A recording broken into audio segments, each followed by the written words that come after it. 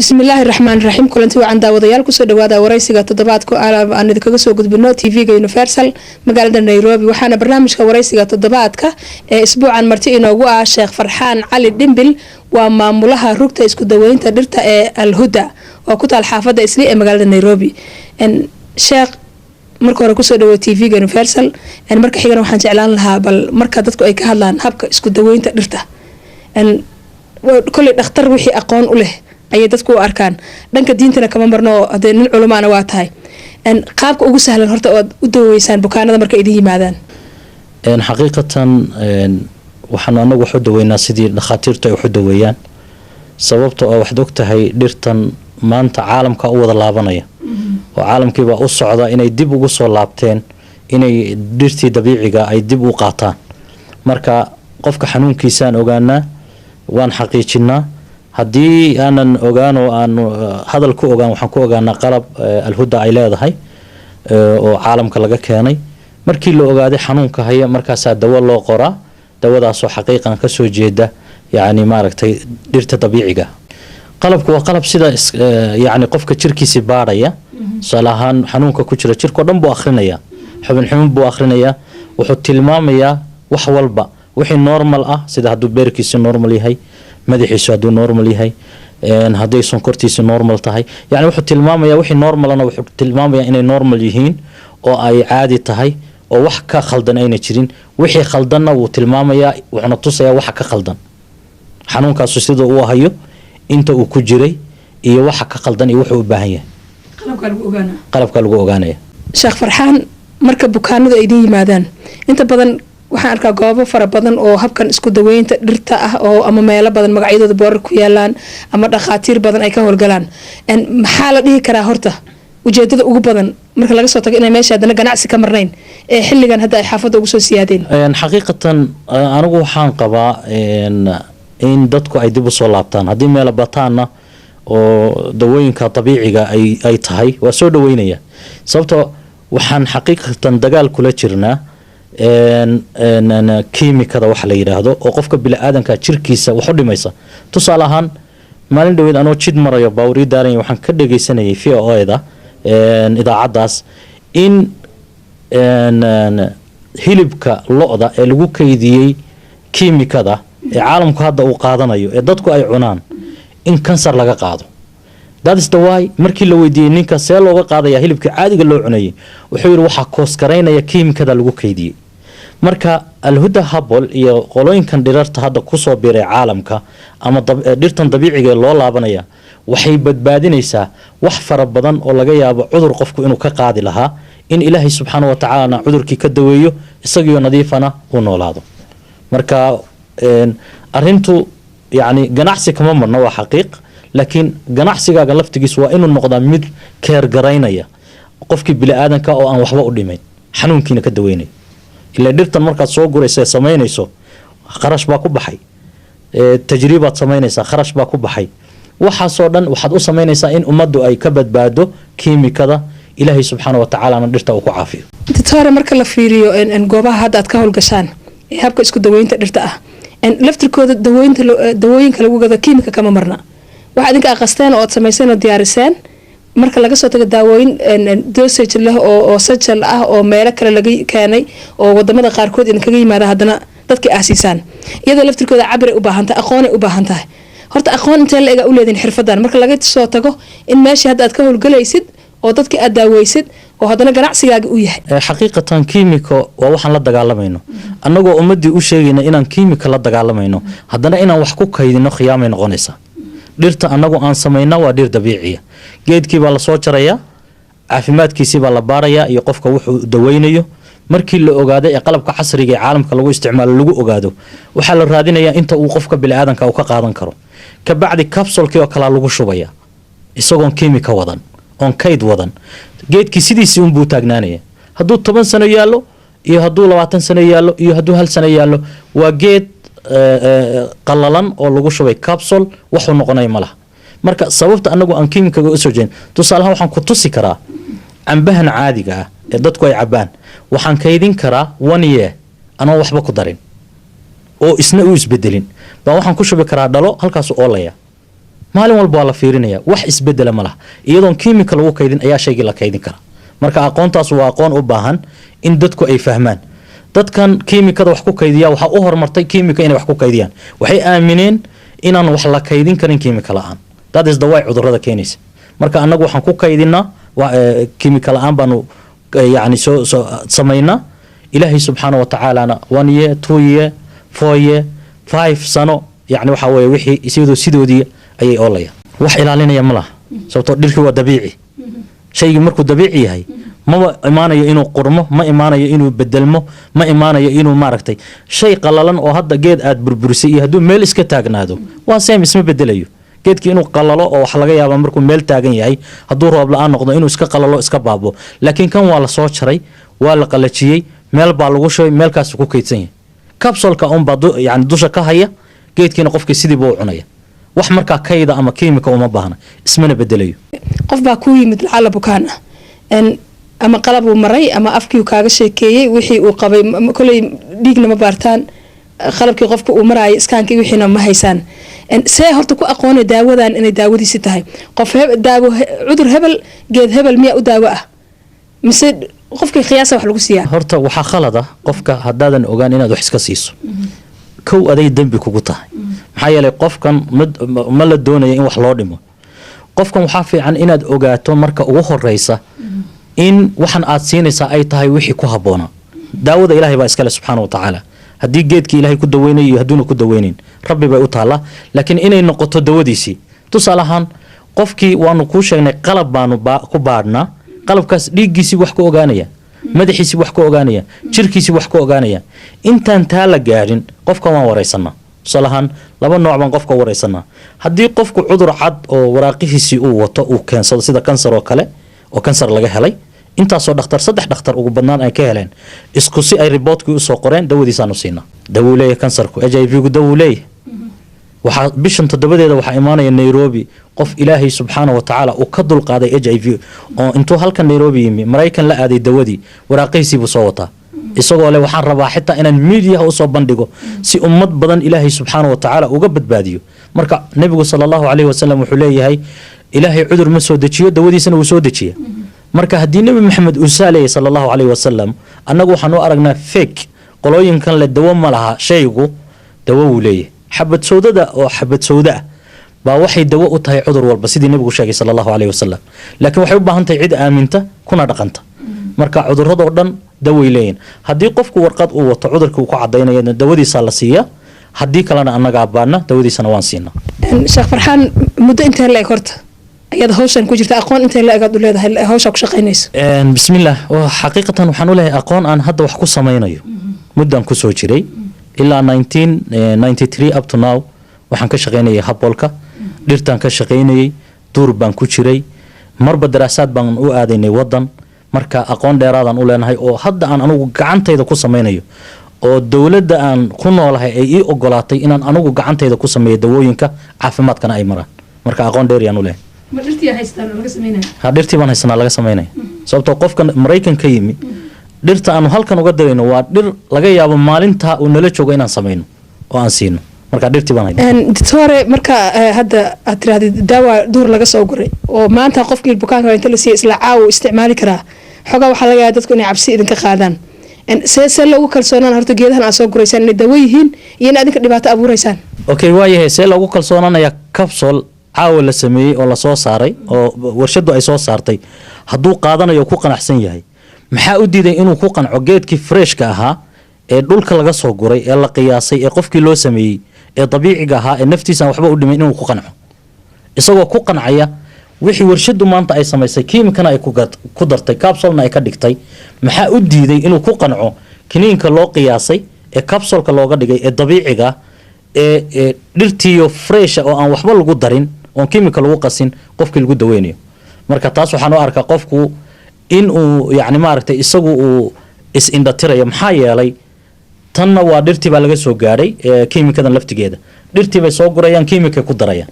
taas unbaa dhibta keenaysa waxaan anagu la dagaalsanahay waxay tahay waa kiimikada lagu darayo capsulka oo qofka dhibta u geynaysa laakiin anagu capsulkiiyo sidiisiiya ayaanu ku shubaynaa meeshii qofkiina waan siinaynaa marka inta un baan ku kala duwanna marka hadduu belief gareeyo kanu kiimikada leh cudurka laga qaadayo inuu waxtar leeyahay kana una waxtar lahayn taa isaga u taal dhirta labadaba waa laga sameeyaa marka hadda laga hadla herbalkii waa dawo dhireed daawadii saxda laftirkeeda asalkeeda dhinay ka timaaday laakiin warshaday soo martay wasaaradda caafimaad soo martay dawladay soo martay ilaa xad waa wax lagu kalsoonaan karo iyada laftirkeeda haddii qofku si qaldan u isticmaalo haddana dhinacii kaleeto side effect leh oo dhibka imaanayo markaad tiri waxbaa la qiyaas adi qiyaasaad leedahay kan kale qiyaasuu leeyahay ka dariskaaga qiyaasuu leeyahay nin walbaba qiyaasta waxaa laga yaabaa bini aadamkan aysan isku qiyaas ahayn dawo qiyaas leh ku socoto caafimaad intee laga heli karaa horta marka wax la qiyaasayo adigu waa inaad qiyaasan tahay laftigaagu muhiimaddu waxay tahay qofkan aad dawada u samaynayso dawada aad u samaynaysaa maaha mid maalinta aad alifayso waa mid aad aqoon u leedahay oo already aad baratay aad fahantay qiyaasteedii aad garanayso dhirtan aad soo guranaysa dawada aad ka samaynayso waa inaad ogtahay waxa ay daweynaysaa marka micnaheedu ma aha qofkii intuu noo yimaado inaan dhir u raadinayno markiiba aan wax isku darayno waa dhir caafimaadkii soo martay lasoo qiyaasay hay-addii caafimaadka soo martay ay ku soo qanceen baa markaa loo samaynayaa oo wuxuu qaadanayaa dawadiiyo freesha marka qofku waa inuu isagu qiyaasan yahay oo ay cilmigiisu qiyaasan yahay markaasuu wuxuu daweyn karaa qofka bini'aadanka ilaahay baa caafimaadka haya laakiin dawo wuxuu siin karaa qofkii xanuunku hayay marka waxaan leeyahay qofka waxay u taallaa qofka aan isagu waxba fahmayn oo qiyaasta aan garanayn oo caafimaad aan soo marin kaasuu dee qofku dhibaya qofkii bini'aadanka laakiin anagu qiyaastii baan naqaanaa ilaahay subxaana wa tacaala cilmi buuna siiyey cilmigayga waan soo bandhignay oo maanan qarsan oo hay-adihii waxaa nalaga wadaagay caafimaadka oo waraaqayna siiyeen wax iyagay bay caddeeyeen markaasaa dhici karta qofkii inuu qaato dawadii waa aan u samayn intaad hadda ku dhex jirtay hawshan isku daweynta dhirta maxaa caqabada ugu badan horta bukaanadaada aad kala kulantaa oo is leedahay waxyaabo badan oo intaan arkay ama dhakhaatiir kale soo mareen oo annaga aan ku guulaysano ilaahay wax noogu daray ama aan ku guulaysan weyno dhakhaatiirta dib loogu celiyey caqabado inaan kala kulano dadka qofku wuu jira qof bukaana ku imaanaya oo aad ilaahay u baryaysaa ilaahay inuu caafiyo markaad xanuunkii baad la qaybsanaysaa caqabada horta annaga ugu horeysayna hortaalla waa qofka oo aan la murugoono qofka markuu aad u daran yahay yacni aad baan ula murugoonaa laakiin iska daa inay caqabad annaga nagu timaado aada u xun dhakhaatiirtiibaa hadda dib ugu soo laabanaysa oo ahluda habol intay soo wacan ba wuxuu ku leey waxaan ahay dhakhtar hebel xanuunkaasaan saari waayey oo xaqiiqatana inta dhakhtar meeshaa timaada waad yaabaysaa isagoo soo bartay kiimikadii buu haddana ku kalsoonayn wixii uu soo bartay markaasuu annaga noo imaanaya oo nala tashanaya marka caqabaad naguma yimaadaan laakiin waxaan la murugoonaa qofka jiran ayaan la murugoonaa iyo sida uu yahay si ilaahay subxaana wa tacaala xanuunka uga dulqaado waxaan arkaa dhakhaatiir badan oo magaalada ka howlgala oo aad u dhaliilsan qaabka wax u daweysaan qofka bukaanka markuu idin yimaado oo 12 geedoodoo kale nooca la siiyo oo haddaad doontaan dab loogu daro laga yaabaa qofka markuu daalo inuu dhakhtarka u tago canaanta ugu horeysa ee qofkaas bukaanka dhakhtarka uu kala kulmay waxay tahay magaala joogtaa saacadan inaad u tagtid nin meel furtay oo dukaan wax beegbeegaya oo wixiisaba aan la hubin marka ma isleedahay dhakhaatiirtii adinka laftirkiina horta wada shaqayn aad leedihiin oo muuqato maba laha waxaan rajaynayaa horta sida dhakhaatiirtu ay dib ugu soo laabteen inay nagu soo biiraan xaqiiqatan sababtoo anagu asalkii baan ka soo jeednaa way dhici kartaa qof khaldamay way dhacdaa oo qofaan wax aqoon inuu qof intuu wax u mayso wixii uu si ku noqdo oo markaa dhakhtarkii uu canaanto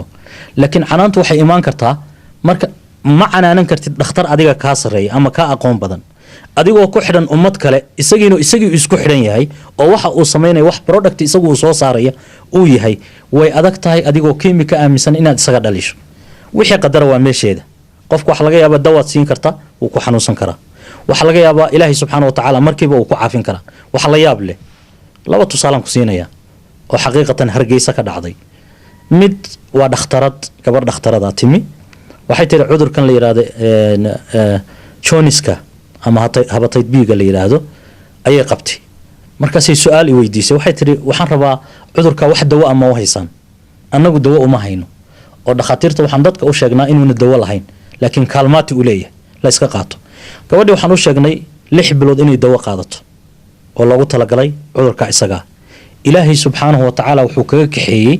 3 bilood 3 bilood bay isa soo baadhay dhakhaatiir kale u yeedhay waa laga waayay annagu waxaan ku sii boorinay maadaama ilaahay ku mahaday subxaanahu wa tacaala waxaanan beeninaynay anigu kuu sheegay maadaama nabigu leeyahay sallallahu alayhi wasallam ilaahay cudur ma soo dejiyo dawadiisana uu soo dejiyaa waxaan lala wareegaya kale hadday xabad sooda dawo u tahay wax walba oo nabigu uu tilmaamay sallallahu alayhi wasallam aqoonteedii uun baa loo baahan yahay in la ogaado sida ay cudurka malaariyada dawo u tahay say HIV-ga dawo ugu tahay say kansarka dawo ugu tahay say madax xanuunka dawo ugu tahay qiyaastii un baa la rabaa qofku inuu daraaseeyo oo uu ogaado qisada labaad ee dhacday gabadh baa waxay dhaheen dhakhaatiir 7 dhakhtar bay u tagtay waxay dhaheen tuubooyinkaaga xidhan caadana haba sugin gabadhi way ii timi markay ii timi waxay igu tiri dhakhaatiir caadadayda xidhan 7 dhakhtaraan u tagayna markay i baareen waxay ogaadeen inaan caadadaydu imaanayn anigu su'aal la yaab la markaa maskaxdayda ku soo dhacday qofkan kow ilaahay baa sameeyay ilaahay subxaanahu wa tacaala imtixaan wuu u keeni karaa laakiin inaad tiraahdo imtixaankii kama bixi kartid wax la yaab la horta way igu noqotay waxaan siiyey geed Malaysia ka yimaada oo company Malaysia uu sameeyo oo habol ah oo Cortabis la yiraahdo ilaahay wuxuu qadaray 7 casho waan ka imi magaaladii Nairobi baan imi 7 casho ka bacdi way la soo hadashay oo waxay tiri baashi way ga socotaa waxaad caajis gelisaa 7 dhakhtar intaad u tagto war baashi way iga socotaa maxaad u tiraadeen igma imaanayso muhiimaddu marka waxay tahay hadday dhakhaatiirtii dadkii caajis gelinayaan annagina aan u tilmaamayno waxaanu inay dawo leedahay inuu isagu caajiso mooyee anagu ma caajisayno marka hadda la imaado goobihiinoo kale ama adiga alhuda ka soo qaad ama kuwa badan oo idin la mid ah waxaad arkaysaa goobta isku daweynta dhirta heblaayo waxaan daweynaa cudur hebel 12 cudur walwalka iyo walaaca iyo raganimada qofka ka liidata iyo sidoo kale qofkii caadadu ka maqan waxyaabo badan aad tirisaan hal dhakhtar meesha soo fariisanayo konton cudurna dhakhtar isaga u ah waxaad muddo xoogaa dadku inay ku daalaan oo isiraahdaan aqoon badan ninkan micirku ka soo dagay dhakhtarka madaxa dhakhtarka beerka dhakhtarka hebel aad dadku u yaqaanaan ma islaada laftirkiina waxaan shaqal kulliga ah caqabado badan ka iman kara horaan waxaan u tilmaamay ninkii isagoo cilmi aan aqoon ee yiraahdo intuu meel furto dad baan ku daweynayaa taas dhib uu ka iman karaa laakiin maxaad ugu diidan tahay haddii dhakhtar cudurrada guud ay sameeyeen dhakhaatiirtii kiimikada ku takhasusay oo cudurradii guud oo dhan loo gelayo kii TB-shada qabay kii HIV-ga qabay kii kansarka qabay kii madax xanuunka qabay kii beer xanuunka qabay oo kulli u gelayo cudurradii guud oo dhan uu akhristay maxaa u diiday isagu inuu akhristo isagoo habol ah cudurradii oo dhan inuu daweeyo marka dhakhaatiirtu waa isku mid ama habol ha noqdo ama kiimika ha noqdo kaliya waxaan ku dagaalsanahay war kiimikadu dadkay dhibaysaa qofka jirkiisiiba haddii malaria uu ka daweynayo hargab buu ku ridaya kiniinkii malaria hargab buu reebaya marka taasaanu anagu diidan waxaanu leenahay war wax soo saara daweynaya malariadii hargabna qofkii bini'aadanka jirkiisii aan ku reebin laakiin ninkii intuu meel wax iska qorqorto isagu meel iska fadhiista ee yiraahdo cudur walbaan daweeyay taas waa mid isaga u taala ilaahay baana kala xisaabtamay subxaanahu wa tacaala laakiin dadku aqoon way yeelan karaan dhakhaatiirta meel klinig ay leeyihiin ama isbitaalada guud ay ka howlgalaan meelahooda private-kana dadku way tagaan waa la yaqaan wasaaradda caafimaadka way la socotaa waa la ogyahay waxa laga yaabaa konton xabo oo hadda ka furan islii in dadku ay xoogaa sidaahdaan sidii waxa loo furay dukaan camal adinka laftirkiina horta wasaaradda caafimaadka ilaa intee wada shaqayn ah aqoonsi intee la ega hortaysatiin dadku ugu howlgashaan horena waanu sheegay wasaaradda caafimaadka anagu waxaan ku haysanaa maadaama haddayba baadhayso dawadii anigu aan sameeyey intay baadho ay soo ansixinayso dee xiriirka inta leeg waxa lay ogolaaday inaan dawo sameeyo inaan dawadii anigu soo saaro inaan dabad u dhoofiyo sababtoo dawooyinkaygu Mareykan bay gaaraan Yurub baa laga soo dalbadaa wax ma aha qarsoon marka qofka waxay ku xidhantahay sida oo isagu cilmi u leeyahay oo cilmi u yaqaano sida uu wasaaradda ula xiriiro wasaaradda imtixaan bay ka qaadaysaa way tijaabinaysaa geedaha uu wato waxtarkooda yani ay leeyihiin sheeg iyagii baa tijaabinaya hadda waxay siinayaan shahaado qofkan inuu yahay qof ummadda u shaqayn kara daweyna kara marka habolo badan baa jira oo wasaaradda ku xidhan ninkii isagu aan ku xidhnayna meel iska furto waa sidii aan u tilmaamay laakiin anagu waxaan leenahay warqado wasaaradda caafimaadku ay leedahay oo aan wax ku dhoofino oo ay ku soo dhisisay calaamado lagu garto dawooyinka iyaga in anagu soo saarno magaalada Nairobi ama Kenya dhan ama xataa Soomaaliya waxaa jira marka qofka bukaanka xanuunsan waxa laga Soomaaliya la keeno Kenya la keeno mararka qaarkood isbitaaladii wadanka ku yaal ay yiraahdaan qofkan wuxuu u baahan yahay daweyn oo dibadda ah ilaa Jarmal in la geeyo waxaad ii sheegtay in dad dibadaha joogayba ay u soo laabanayaan dawo dhireedkii halkan ku sameyseen maxaa la dhihi karaa dawadii horta way ka sameysan tahay oo dadku ay ku jeclaadeen dawadu waa taan ku sheegay waa dabiici dadkuna dabiiciga jecel yihiin tusaale ahaan haddaan tusaale soo qaato ninbaa wuxuu wareegayaa cayayaankiisii manawiga ayaa dhammaaday tusaale ahaan waxaa la yidhi zero baa tahay oo lagama yaabo ilmo inaad hesho dhir baan isugu daray dhirtaas oon daraasaad ku samaynay inay kobcinayaan shaygan dhakhtar buu tagay 2 bilood ka bacdi waxa la yiri 100% cayayaankaadi uu taagan yahay intuu markaa jeclaanaya intaasoo qof oo isla group ay ahaayeen oo la rajo tiray oo yacni qofkiiyo rajo la'aan ku noolaa baa wuxuu tilmaamayaa meesha uu wax ka helay ilaahay subxaana wa tacaala waxa laga yaabaa inuu wax siiyo dhakhaatiirta way leeyihiin wax hormoniska kordhin kara de way leeyihiin laakiin kiimika ku jirta laakiin dad waxaan aragnay ay dhaheen maba sugaysaanba inay waxaan u kobcaan in laydii beero mooye annaguna waxaan nidhi idinkoon beerin baa laga yaabaa dhexdiinni ilaahay subxaana wa tacaala dawadii aad qaadateen inaad ku kobacdaan halkaana ilmo ilaahay subxaana wa tacaala uu idaga siiyo qofkii markuu arrintii sameeyo ee uu practical u arko 100 qof oo ama dabad ha joogto ama dal ha joogto ayuu u sheegaya uu leeyahay ilaahay subxaana wa tacaala waxaasuu i siiyey halkaasaan wax kala kulmay qoladaasa ay siisay dawada hataa heer waxaan aragnay wiil sidaasoo kale ah dhakhaatiir baa dawo u qoray kiimikoola arrintii bay baadheen waxay ogaadeen zero inay tahay dawadii baa annaga naga soo doontay waxaan waraaqa ma wadataa mise waanu ku baadhnaa waraaqaan wataa waraaqihii buuna tusay dawadii baan siinay intuuna annaga noo imaanbu haddana wuxuu u tegay dhakhaatiirtii hore u baadhay ee dawada u qortay dhakhaatiirtii aar bay u farxeen oo waxay yidhahdeen haye ma dawadii baad sidan ku noqoto 100% kaa dhigtay markaasuu yidhi maya dawo waxaan qaatay habol ah ilaahay subxaana wa tacaalana waxay guu kobci waxay dhaheen noo sheeg dawada annagaa raadinayna oo siinayna dadka sababta waxay dareemeen in dawadan dan u tahay ummadda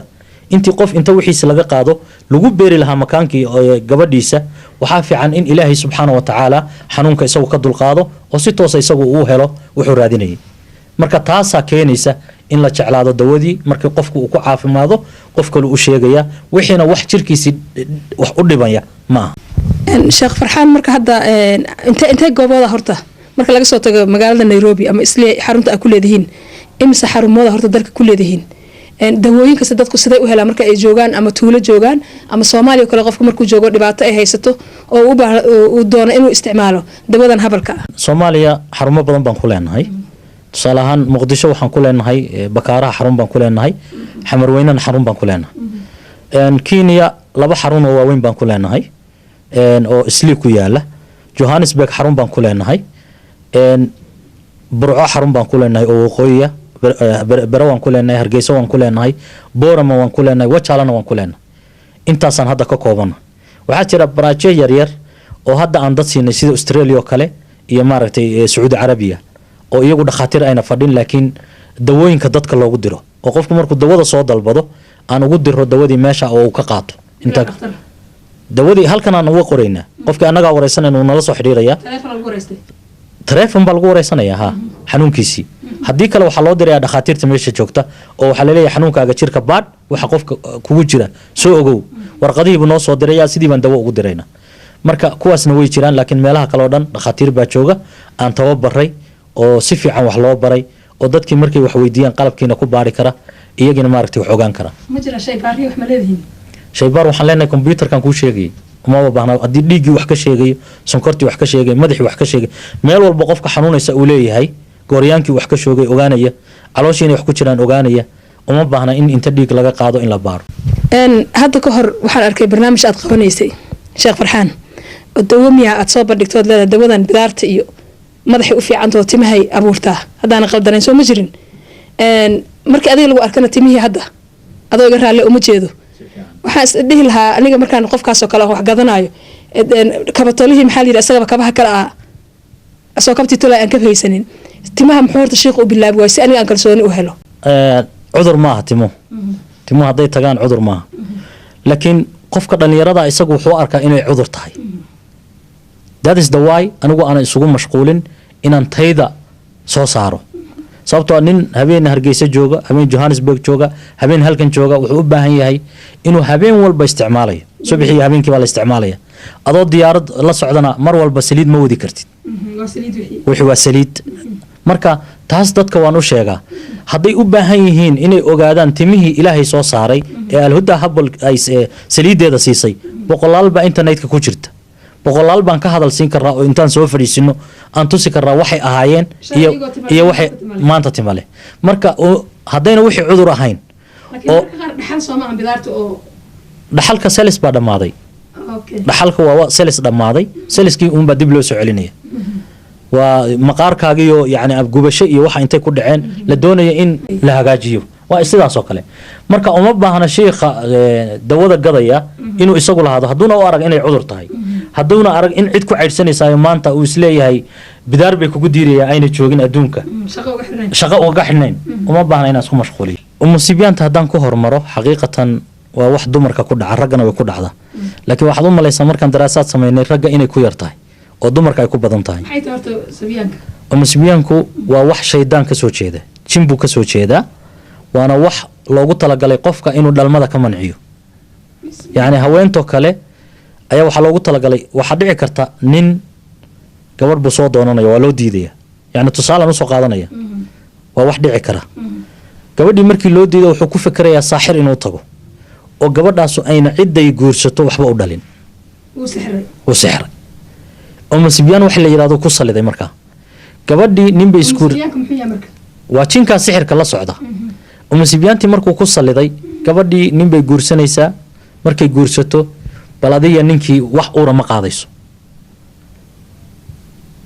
gabadhii 2 sano la qaba 3 sano la qaba calaamad bay markaa leedahay muhiimadu waa inaan ogaano calaamaadka qofka loo tilmaamo oo hadduu ogaado waxa uu iska daweeyo tusaale ahaan waxay leedahay calaamada ugu horeysa caloosha oo dibiro ama aariyo ama hawo ay ka soo gasho waxay kaloo leedahay dhinaca bidix ama ha noqoto ama midig ha noqoto dhinac bay ku dhufataa waxay kaloo leedahay naxdin khalaq habeenkii hurdada gabadhii ma raaxaysanayso ila gabadhan waxa loo guursaday inay ninkii raaxaysato inay gurigeedii ku degto waxaasoo dhan baa ilaahay subxaana wa tacaala ugu talagalay wixii bay kala dagaalamaysaa habeenkii oo dhan naxdin iyo la jiifo way naxaysaa waa saska wadna garaac ama daal bay leedahay madax xanuun bay leedahay intaa wareegoo sidii infection oo kale qofka looga qabanaya leedahay caadada marmar 6 bilood 7 bilood ay kaxayso oo caadadiiba ay weyso ila naag caadadii weysay way adagtay si uur ku qaado oo makaankii isma furayo marka waxaasoo dhan bay dhabar xanuun bay leedahay umusibyaan baa la yiraahdaa marmar waxay samaysaa qofku sidii wax uur qaaday bay ka dhigaysaa tusaale ahaan haweentii 6 bilood 7 bilood waxay rajaynaysaaba inay uur leedahay is ilaalinaysaa hadhow bay tegaysaa dhakhtar markaas la leeyahay hawa kugu jirta waxaan uurba ma rajadeedii oo dhan halkaas ku luminaysa waxay kaloo samaysaa haddii lagu guuleysto inay dhaafto arintaas oo ilaahay subxaana wa tacaala ilmo uu siiyo caloosheedii geliyo 3 bilood 2 bilood 4 bilood markay gaadho ayay soo ridaysaa waa dhiciska marka waxaad arkaysaa qof le 5 jeer baan soo dhaciyey oo ilmo iga soo dhaceen iyadoon wax xanuuna oo inta dhakhtar baaray aan laga hayn xanuunadaas ruuxday ku dhacaan dhakhtar walba oo loo geeyo way adag tahay inuu fahmo ilaa qof cilmi diimeed leh oo waxaan yani aqoonteeda leh siday wax ugu dhacaan ogaaday oo soo akhristay mooyee way adag tahay inuu fahmo computer baa la saaraya waxa la leeyahay dhabarka wax ka haya ma laha caloosha wax ka haya ma laha hormaadkaagii iyo wixii aad ku dhalisay iyo curiyaashaadii oo dhan waa fiican yihiin wax kaa maqan idiga maqan ma laha umusibiyaanka waxa lagu daweeyaa dawo anagu aan soo saarno dad kalena way daweeyaan dawooyinkooda way yaqaanaan laakiin waxaan ka hadlayaa taan anagu soo saaro daway leedahay 6 xaba 6 kuura oo laga qaato aad baana loo qaataa ilaahay subxaanahu wa tacaala nasr buu dad badan ku siiyey oo caruurtoodii maanta way socotaa waxaa laga yaabaa gabar baa imaanaysa iyadoo ilmaheedii wadata laga yaabo 10 sano inayna dhalin oo waxanu ay dhibayeen markii la siiyey allah subxaanahu wa tacaala u fududeydiyey inay wax qaado iyadoo gabdho kala wada oo sidoo kale keenaysa dadkii bay u sheegaysaa qof walba kula soo hadlaya waxaas ay ahayd intaas dhakhaatiirtuna badanka waxay ku wareegaan tuubada ka xiran yani maaragtay tuubada un bay sheegaan waxaan xitaa ogaanay tuubada taahiirka ku dhaca inay iyadu koos garayso sababtoo dad badan oo wartay waraaqo tuubada ay xiran tahay markii bahasha la siiyey ilaahay subxaana wa tacaala wuxuu siiyey nasri oo ilaahay awlaad buu siiyey marka dawo way leedahay baabasiirka isaguna daw buu leeyahay madax xanuun buu leeyahay calool fadhi buu leeyahay wuxuu leeyahay hamla la-aan buu leeyahay يعني wuxuu leeyahay dabada cuncun iyo waxaas qofka ay kaga dhacaan finan ka soo baxaan waana cudur aad u xun qofka hadduu cudurkaas ku dhaco dawo walba oo qofka jirkiisa la geliyo way adkaanaysaa inay active noqoto inuu yani maaragtay dawadii haddii malaria ku dhacdo baabasiirna uu hayo malariadaas way iskaga jiraysaa sababtoo ah kaydkii calooshii ma soconayso cuntadii caloosha gashay waxaa loo baahnaa in qashinkiina uu baxo intii kale faytaminada ahaydna jirka ay galaan maxaa lagu daweeyaa marka daway leedahay anagu waxaan u sameynay 5 dawo oo hal box ku jirta oo qofka loogu talagalay qaarna gadaal inuu ka qaato oo bamaata gadaal iska gelinayo qaarna afka uu ka qaadanayo kiniina ay ku jiraan kaabsoolo marka in badan ilaahay subxaanahu wa tacaala dad fara badan uu ku raysanaya way guuraysaa maya waxay ku xidhan tahay qofku inta uu jiranaa tusaalahan qofku hadday 10 sano haysay waa inuu 3 kuur oo kale u qaata laakiin qofku markuu 10 sano haysay ee kuura uu qaato culayskii oo dhan baa ka degaya ilaahay wuu ka fududaynaya laakiin waxa dhici karta weli inay wax ka jiraan marka haddana wuxuu u baahan yahay inuu kuura labaad qaato ilaa 3 kuura u gaarsiiyo laakiin qofka ay 4 sano ilaa 1 sano ay ku taalo halka kuura ku filan marka waxay ku xiran tahay sida qofku uu jiran yahay ee baasha uu qabay qofka tuu ogeeyna markaas loo sheeg muxuu ka yaqaan sanadkiiba ma garan karee dib u ogaanaya xanuunkan intuu hayay caloosha intii laga hayay ee ay fadhiday intii finanka uu lahaa waxa soo dhan buu ogaanaya caajis shaqo la'aan baa ku dhacaysa uu caajisaya marka uu ogaanaya marka la yiraahdo xanuunkan gormo ku bilaabay waxa laga yaabaa inuu memorygiisa dib ugu laabto oo laga yaabo Ilaahay subhanahu wa ta'ala inuu xasuusiyo ma ku dawaysin horta qaab diiniyan qofkii in quraan la saaro marka laga soo tago dawadan oo dabiiciga oo sameeysan xaqiiqatan hal goob baan leenahay oo Nairobi ku taala laakiin goobaha kale oo dhan kuma lihin sababtoo ah quraankii meel walba wuu yaalaa culimadii way badan tahay marka aad waxaan hadda isugu mashquulnay inaanu dhirtii raadino wax daweynaysay laakiin quraanka Ilaahay waa the best waa waxa uu fiican wax lagu daweeyo ama musiibiyaan ha noqoto ama cudurro kale ha noqoto laakiin qofka markaan dawadii siino waxaan u tilmaanaa haddii meesha anagu aanan ku haysan meel quraanka lagu akhriyo in uu raadsado qof quraanka akhriyo wanaagsan oo Ilaahay subhanahu wa ta'ala masaajidkiisa iyo ku xiran diintiisa qofkaana uu quraanka iskaga akhriyo si Ilaahay subhanahu wa ta'ala uu caafiyo dawadiina ugu daro aad baad u mahadsantahay Sheekh Farxaan Cali Dhimbil ayuu ahaa oo inagu warramaya barnaamijka waraysiga toddobaadka waana maamulaha xarunta habka isku daweynta ee Al-Huda ee ku taal xaafadda Islii ee magaalada Nairobi intaanu dib hawada ugu kulmi doono Sheekh wad mahadsantahay barnaamijka sida nagala qayb gashay